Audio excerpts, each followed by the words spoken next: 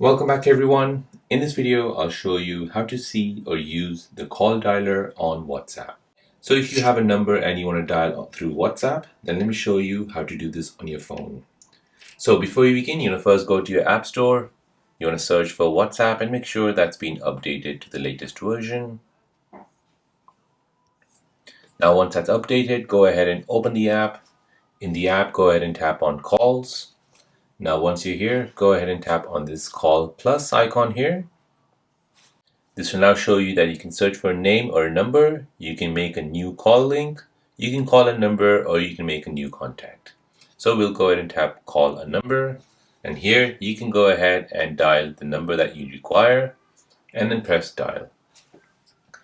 Once you type in the number, it'll basically tell you if that number is on WhatsApp or not. And there you go guys, that is how to use the call dialer on your WhatsApp application.